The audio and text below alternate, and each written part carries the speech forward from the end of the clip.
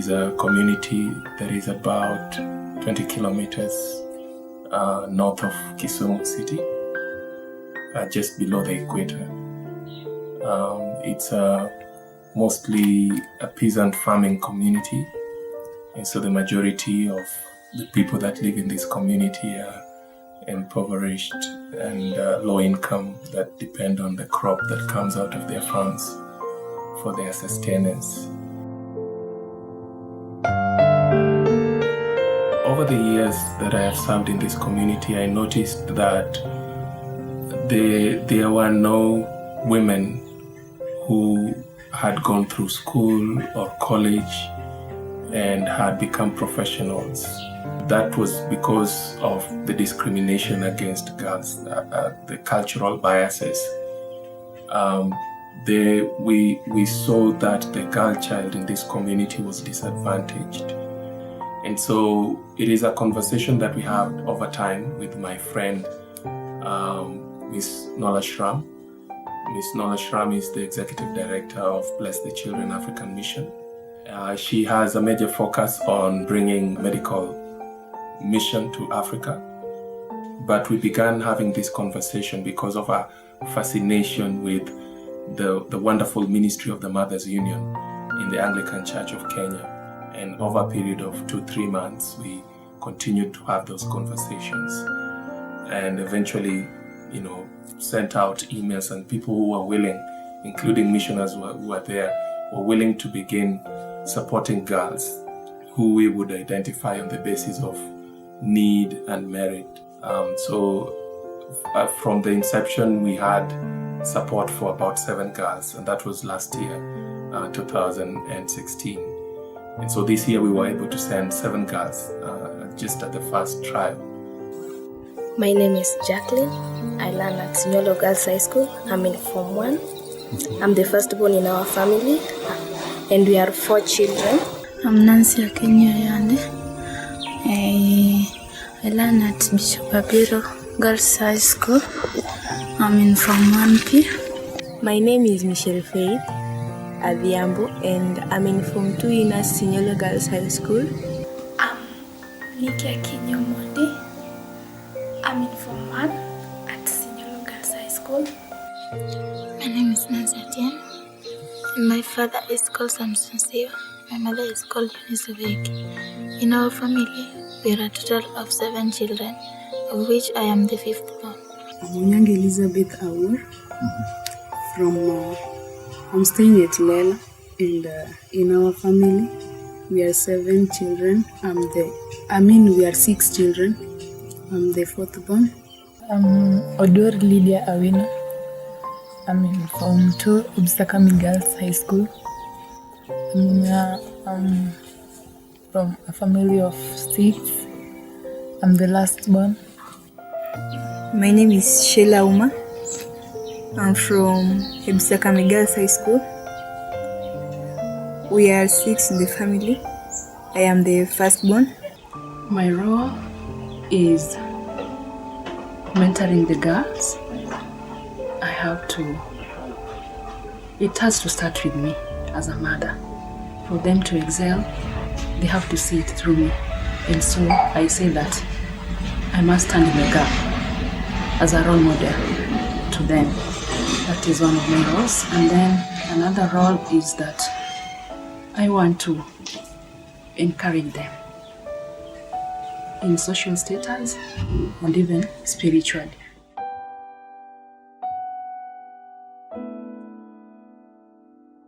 During our very first selection, we invited members of the congregation and asked them to help us identify. And the application was by invitation, based on those that had been pre-identified out of their needs. And they filled forms and applied, and we had meetings with church leaders and identified those who were of most need, the highest need, those who had the highest need. Those are the ones we give preference to. This program, I can remember, was while I was learning in my primary school, just some meters, Marera primary school here. Reverend Fred came to our school. It was on a Saturday. He talked with the head teacher. He was looking for any two girls in class 8 who the head teacher thinks that can do better in their lives and who they are coming from. They are not, even if they are orphans or they are not, but they are vulnerable children. So the teacher chose me and Nancy. I joined this program when one day we went to church and I was going to be baptized. And so the pastor was asking questions and he realized me as a very keen girl. And so he went and asked our head teacher about me. The person who brought me to this program was Reverend Fred because he could see me around when my fellow students were at school. Now he asked me why I'm at home. Then I told him. Then he promised me that he would find a way to help me go back and learn like my fellow students. Due to lack of fees, my grandmother talked to my pastor, Reverend Fred, and I was later called. We have to critically look at the applications. We have time to talk to the girls themselves. We visit their homes to ascertain their levels of need, so that at the end, when a girl has been given, the community can actually ascertain that those girls were in need. We also require that the local administration, the local government would also recommend these girls, that they would have recommendation of the church and also the recommendation of the local government leadership to ascertain that these girls really come from situations of need and warrant the support they are getting.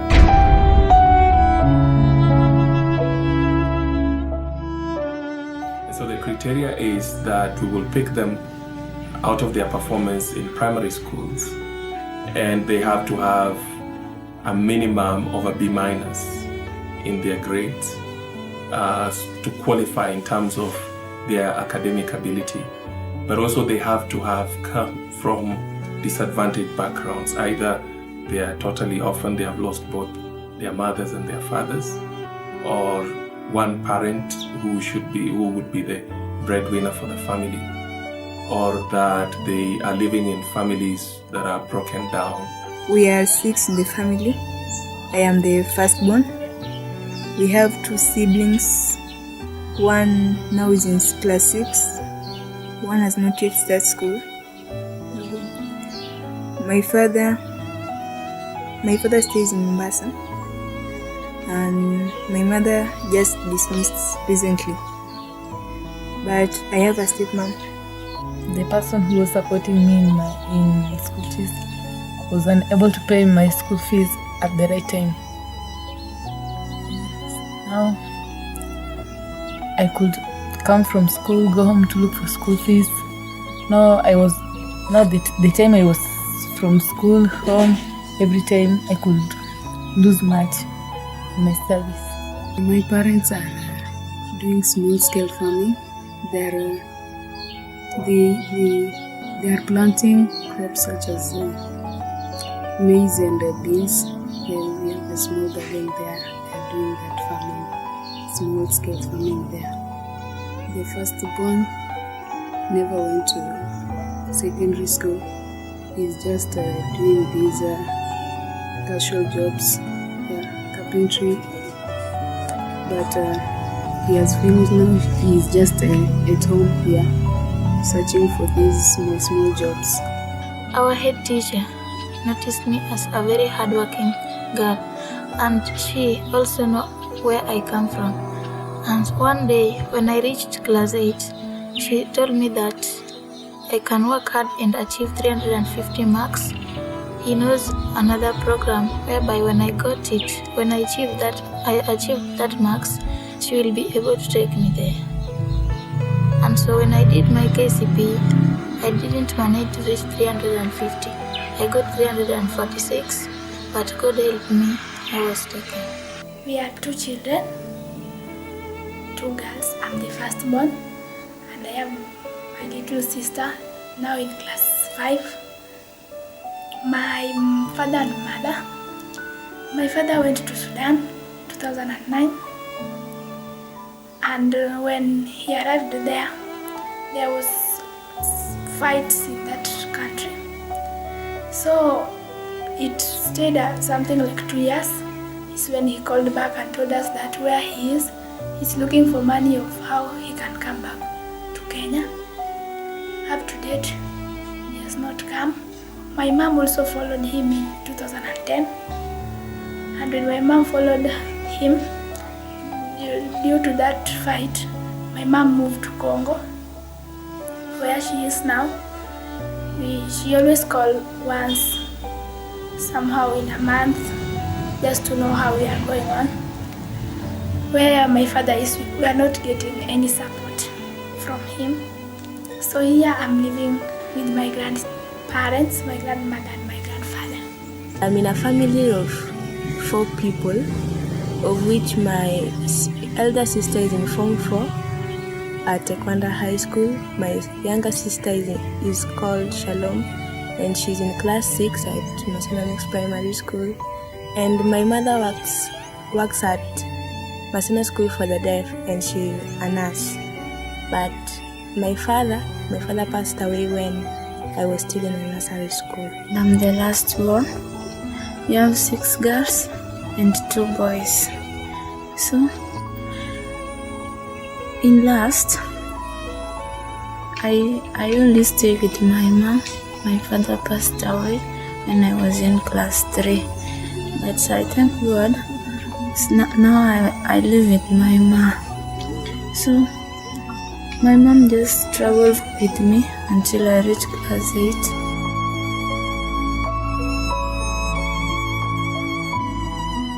When I visit a home, first of all, I'll speak about the reception.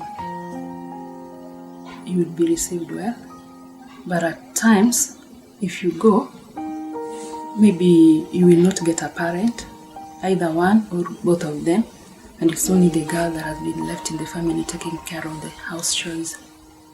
But usually it has never been that bad. But in some homes, as I can describe, you can see that they are really struggling.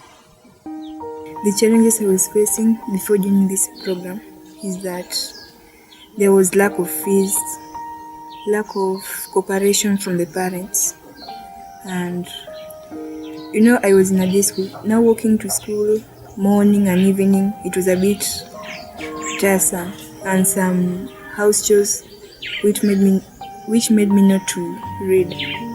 The challenges I was facing before I joined this program include fee. I was lacking fee, and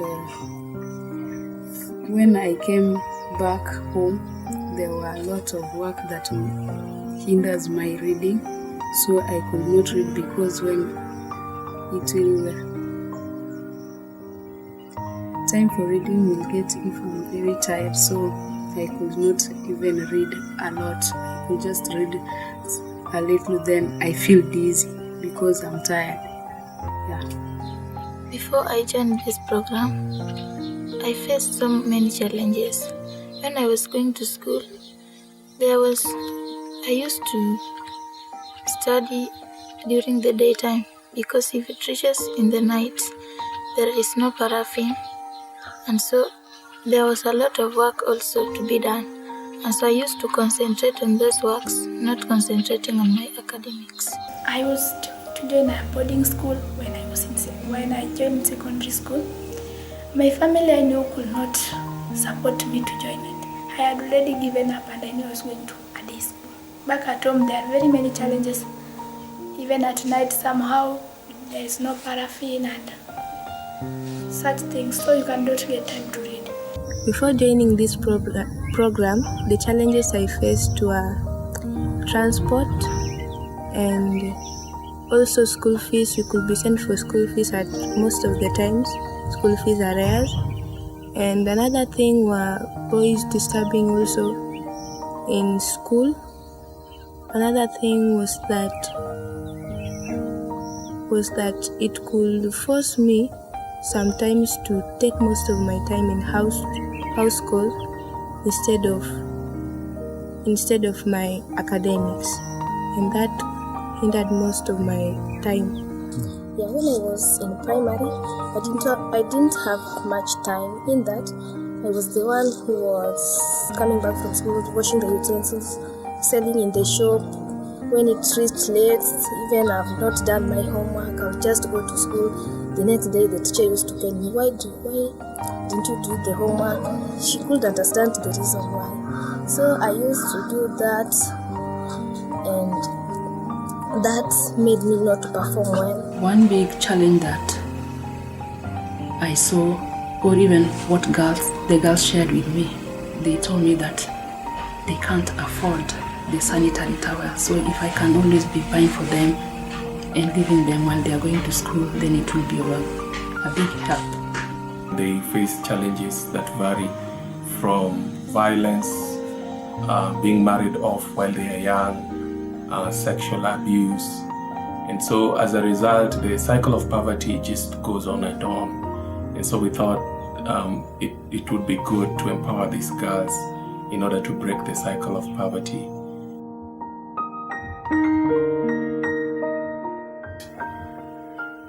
Initially, when we approached families, because we had to talk to the families of the girls we identified, we had to get their permission and their support.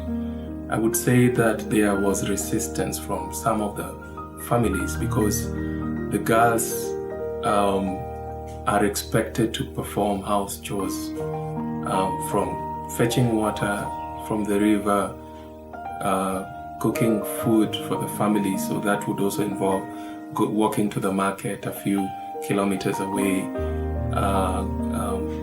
finding firewood. And so because we were very specific about removing the girls from the community where they are more likely to be abused, where they are more likely to be married off early, and other disadvantages that face girls on a daily basis, there was a bit of resistance because their parents felt that the primary person who would do the work in the house would be gone, and so the family would struggle. But we also would like to prove that when a girl is given an opportunity in a friendly environment, and in this case for us it was a boarding school, where they have adequate time for studying, and they are also given life skills that will equip them for their lives in future. So it is an entire package where the girl is prepared to take on the challenges in the future, but also it will also ensure that the transition from high school into colleges and universities is higher. And so there was resistance from some of the parents, and we had to counsel with them over time for them to accept that their girls can leave home and go into boarding school and only come back home for a shorter period of time. And so over the year, we have seen the acceptance, we have seen the appreciation for the growth that is in their girls, both academically and socially, because they come back and you just talking to them, you sense that their self-esteem has been raised. They are more confident about the possibilities that await them in the future. And so they have witnessed firsthand what the opportunity to go away from home and from a disadvantaged community affords their daughters. An nyinga Margaret Adhiambo Yondi, anya Kisumu Marera. Koro an min nasi akinyi. Koro ber masana na project nyaka nyocha kao nasi. Asana na ber mathoth. Taduoko erokamano be kuom project mane jaduong' okawonago nyathi. Aduoko erokamano maduong' nikech ne ok anyal kaluwore ni nyaka ne baba gi tho. Pesa mane oweyago na konyago wadgi maduong'. Koro pesa norumo makoro nyicha an gi parruok kaka joma chien gi nyalo somo. Koro kuom hawi maber okawna nasi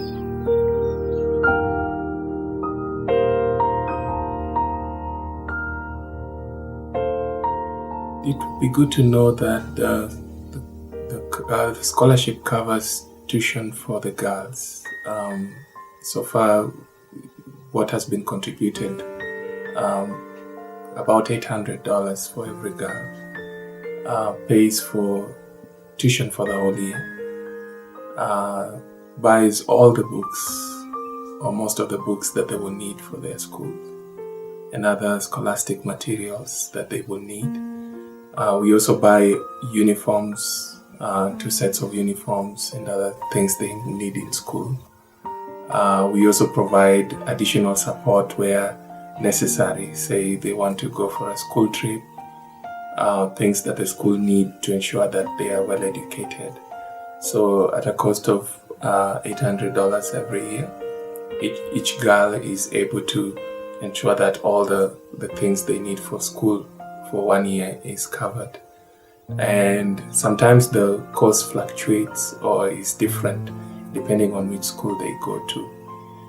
But the schools that we have placed in them this year, at a cost of $800 every year, we are able to pay their tuition for the whole year. We are able to provide uniform for the whole year, 2 sets of uniform for the whole year. We are able to buy books and also other scholastic needs they have that will ensure that they go to school. For many people, that is something they cannot afford in this community. And we have had many girls drop out of school because of that. But for our friends in the US, we know there are constraints in raising funds like those. But the cost is much higher in the US to educate a child than it is here. We encourage individuals, families, organizations. If they are able, if an individual is able to raise that amount, they're welcome to do so. But if people are able also to get together, say somebody can contribute 300 and another one 200, then we can support the girls. It takes 4 years to go through high school. So that means that if we take on a girl, we have to ensure that there is support available, not just for 1 year of school, but for at least 4 years of school.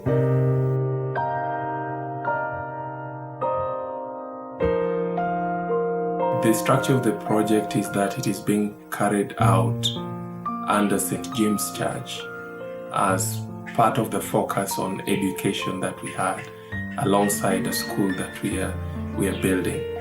But we intend to isolate it so that it has an independent legal status of its own, with its own board that will ensure its continuity. Currently, we call it the Girl Child Scholarship Program. It is still under Bless the Children African Mission, but we are working towards registering it as a not-for-profit organization here in Kenya, because then we would want to bring other partners on board, and having a legal status here in Kenya would help in partnering with other public and private partners in order to enhance our ability to support the girls. It came out of conversations with the Mothers Union and also the leadership of the church. We have oversight by the elders of the church, the church leadership here in St. James, who provide oversight over what we are doing. But I am responsible for the day-to-day administration, at least for now.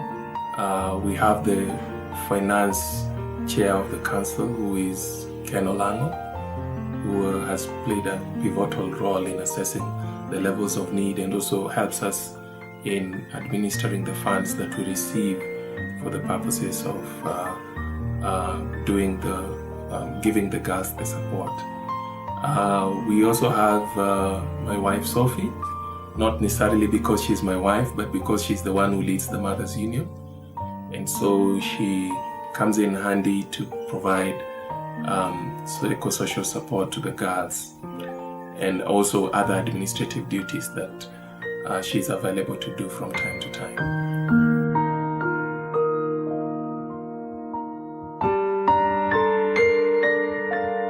The leadership of the church together with me, have worked on ensuring that we are following up the girls in school.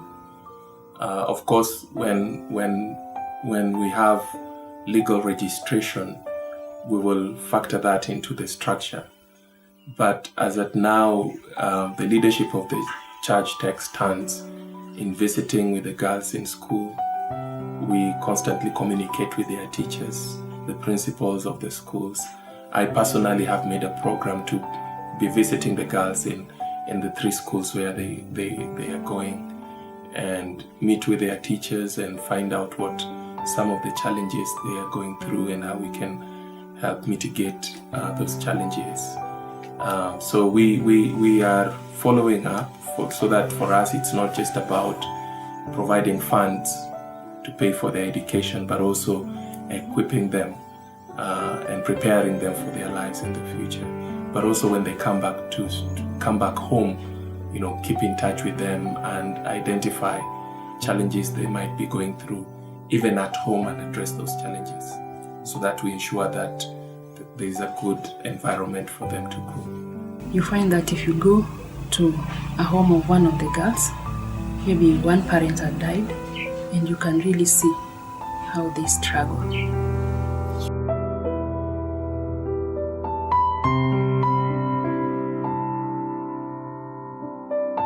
We are very keen on spiritual mentorship, and so we are very focused on their spiritual life.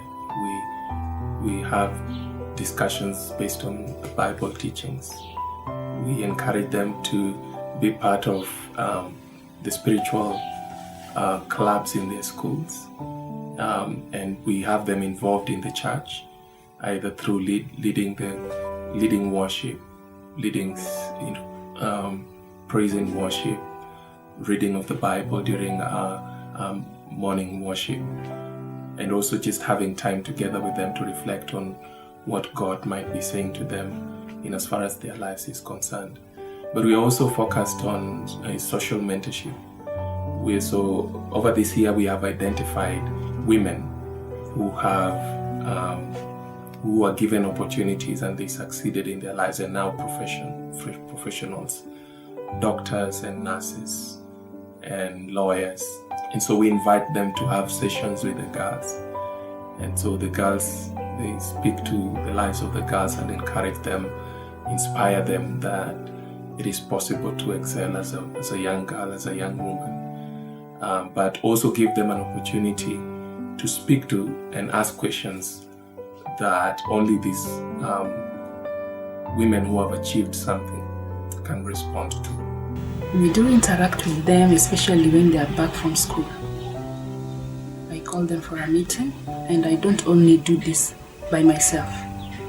I have Marera, who is also a member of Mothers Union, and usually I bring her on board, and then we call the girls, and then we ask them questions, the kind of challenges they have, and then they tell us, and then we advise them on what to do and what to go about them.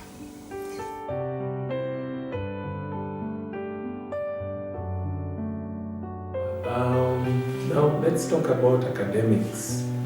At this level, I'd like to argue, don't do a subject at this level. I know you always drop it in mind, but physically, you are still continuing the subject. It will affect your performance very badly. So I will read what your class teacher and head teacher also said on your report from Nikki. Said, Nikki, you have dropped. This performance is wanting. Focus on your classwork. So it is when you settle with that passion in maths, when you're in Form 1, you should continue with that passion until the time that you have seen that at last I've managed to get an A in maths, which you are supposed to be getting. Even I've improved in physics.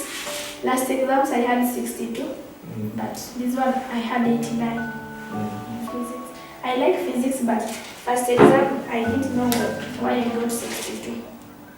So these exams I improved and I got 89.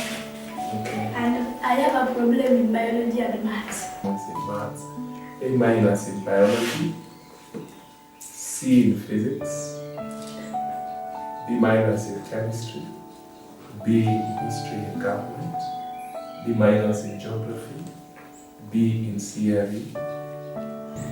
Agriculture and chemistry. Chemistry is my problem. I don't know why. What you're saying that the exam was hard is an excuse. Now I want results. We can always share out our problems, and that's how we coordinate. I, Jacqueline, and Nikki when we are in school. I am not telling you that so that I make you feel good, because if I make you feel good, what do I get out of it? Nothing. I'm telling you that because I know you have the capacity, you have the potential to do better. So believe in yourself, put it into work, and you're going to return very good results.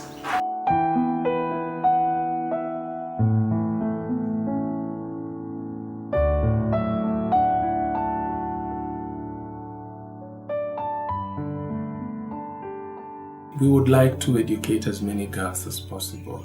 Like I said, there are many girls who would like to go to school.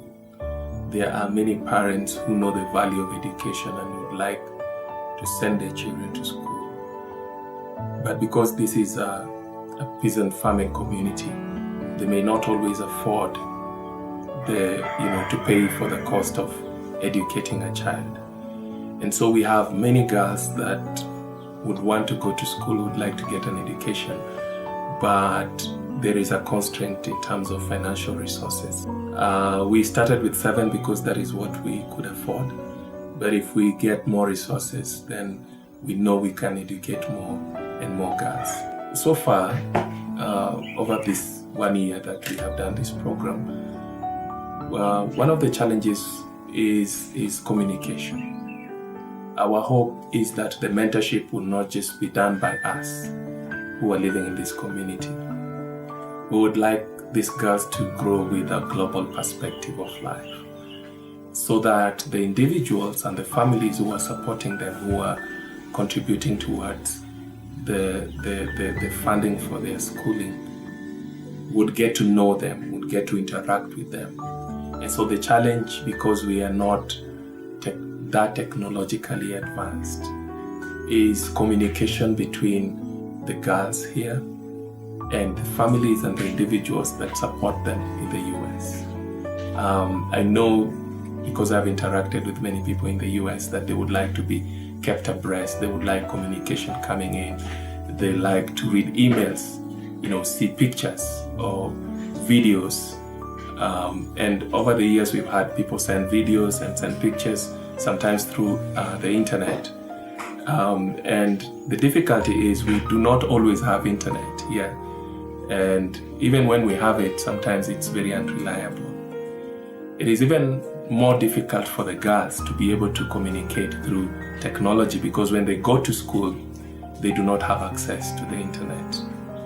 They can maybe do snail mail, write letters, and we will post them, and that takes a while before we get one letter, have them read it and respond. So that has been one of the biggest challenges, and we are working towards it. It has improved over the months, and because this is the initial group of girls we are working with, we are hoping that as we continue, we will have a more streamlined system of communication. Perhaps the girls will have email addresses, and we can work with the schools so that if it is possible, the girls can access emails and respond, write letters, because even when videos are sent, it is not possible for the girls to see the videos because they do not have internet. So we want to ask of our US partners to continue being patient as we work on the challenges with communication, because if we cannot communicate our progress, if you cannot communicate with the girls, then sometimes we feel discouraged. But we thank you for your patience so far, and we want to continue encouraging you to be patient with us as we work on better systems for communication. We need to involve a lot of women, and I think these women, most of them should come from the Mothers Union, and there is a saying that if you go by yourself, then you will not make it. But if you involve other people, then you can do a bigger thing. Also, in terms of administration, I think it has been difficult for me as an individual because I've taken the leading role. But I would really like it to be institutionalized so that it's not just me, that we would have people who, within the board or within the organizational structure, are responsible for doing one or the other thing. And so next year, hopefully, as we go towards the end of the year, we'll have a better structure so that the bulk of the work is removed from me as an individual, and we share that responsibility so that to ensure continuity. Because I'm not always going to be in this community, but the support for the girls will always remain. There will always be girls who need to go to school.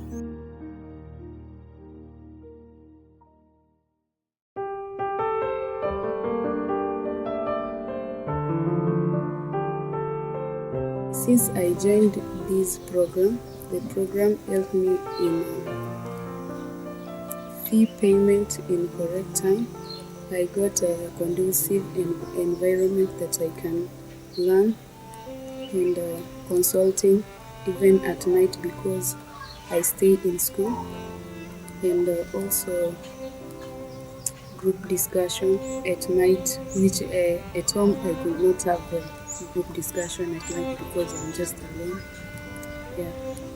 This program has helped me because I'm able to stay at school, and I'm able to learn with my fellow students, and I can see myself improving now. This program has changed my life in that when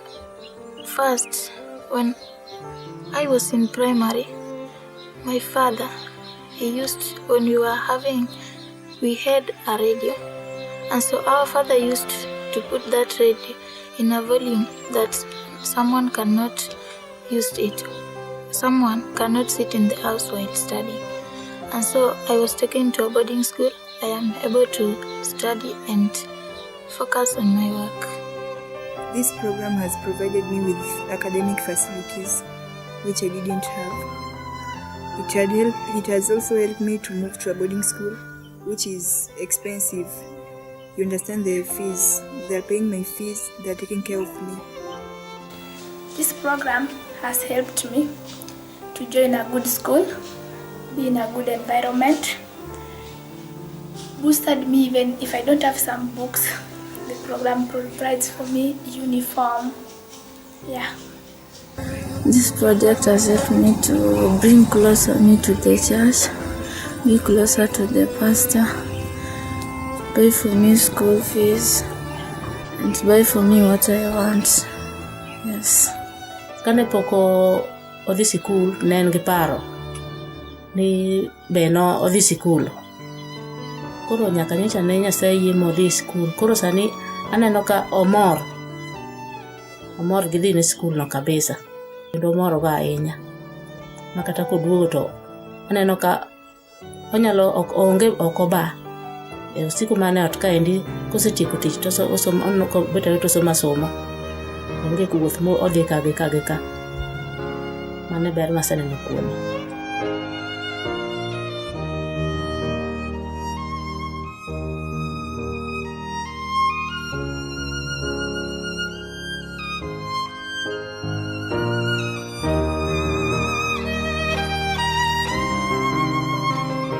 We specifically picked girls who we know had the potential to excel because we want to ensure that there is continuity in the program. We want to focus on those who are able to bring back results, who are going to excel, and the ability to be able to excel and go into colleges and universities as well. And so we are not just focused on providing education. Our hope is that we are preparing young women leaders who are going to lead this community and break the cycle of poverty, stop the cultural prejudice, and build the hope of this community to know that when you educate a young girl child, you're actually giving hope to the community. I promise that I will do my best and never let this program just be like it was, but I'll work hard, achieve my goals and dreams in life, and also come up one day with a scholarship like this to help out other girls in future. Want to achieve higher so that I can make my family to live in a better way through me, and promising them to work hard. I am praying that one day I may become a role model and support other children like me in the community. The hope is that they will also get involved in this program, and they themselves will take on other girls and support them, so that we are not just relying on the assistance of our friends in the US, but we can also generate local support from among the girls who are beneficiaries of this project. Guide us, O God, and speak to us clearly on what direction we ought to take as we mentor these girls. Be with us, O God, and answer our prayer, because this is what we ask in Jesus' mighty name. Amen. May the grace of our Lord Jesus Christ, the love of God the Father, and the fellowship of the Holy Spirit be with us now and forevermore. Amen.